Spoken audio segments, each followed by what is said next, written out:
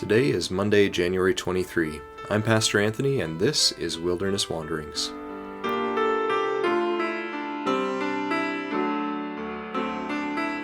Today our text comes from Psalm 139. You have searched me, Lord, and you know me. You know when I sit and when I rise. You perceive my thoughts from afar. Search me, God, and know my heart. Test me and know my anxious thoughts. See if there is any offensive way in me, and lead me in the way everlasting. That's Psalm 139, verses 1 and 2, and the final verses, 23 and 24. Psalm 139 begins and ends in exactly the same way. The psalm praises God in deeply personal and poetic ways for his infinite knowledge, presence, and power. From that basis, the psalm asks God to do it again. O God who knows me, know me again, here, now, today. O God who searches my heart and mind, search me again. O God who is present everywhere and everywhen, lead me into your everlasting presence again today. There is something incredibly comforting about this psalm. We use it often in worship and devotions. Many of us know parts of it by heart. Perhaps we don't think often enough of how frighteningly intimate this psalm is, though. That God should know every thought and deed of our entire lives, that he should be present as witness in every secret room where we have ever given in to temptation, is actually quite a frightful thought. This is the very thought that sent Adam and Eve off to hide in the bushes when they realized they were naked before the eyes of God and one another. We fear being known so intimately.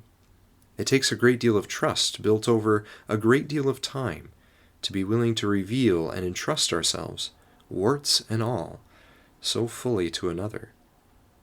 This is part of the wisdom that leads the Christian tradition to restrict the naked vulnerability of sex to the safely guarded commitment of marriage. In doing so, we claim that intimate knowing of one's body, just like intimate knowing of one's self, ought only be offered in a setting of highest, deepest trust and commitment. This is just that sort of relationship, and I'd say an even deeper one that Psalm 139 describes between the psalmist and God. In a marriage, it remains true that one never fully knows the other. Who of us can truly plumb the depths of a mystery and living reality that is another human being like ourselves? We can't, even in a lifetime. But God can, and he does. We are fully known by God.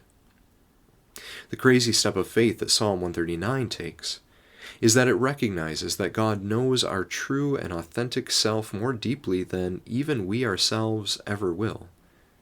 And it actually invites that knowing.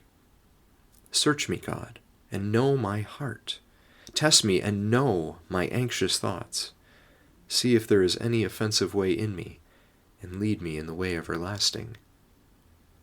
Far from a cynical, deterministic, or fatalistic look at religion, the psalmist claims a place of agency and responsibility within the relationship with God. Yes, God knows the psalmist anyway, but the psalmist has also come to know and to trust this God. The psalmist is not merely a passive participant in a predetermined world. There is a relationship here, and God created it that way. And so the psalmist has a role in inviting that relationship, inviting God in to see and to know and even to speak into the psalmist's life in ways that lead into even deeper knowing of self and even deeper relationship with the everlasting God. Our relationship with God is our first relationship of intimacy, our first experience of being seen, known, and yet loved all the same. So, will you continue to invite that relationship, as Psalm 139 does, so that you too can experience what it is to be seen and known, and yet loved and led into even deeper, trusting places of relationship? It's a scary thing to ponder, and yet the promise in Jesus Christ is that it is possible and it is safe to do so. as you journey on, go with His blessing. May the peace of the Lord Christ go with you, wherever He may send you. May He guide you through the wilderness and protect you through the storm. May He bring you home rejoicing at the wonders He has shown you. May He bring you home rejoicing once again into our doors.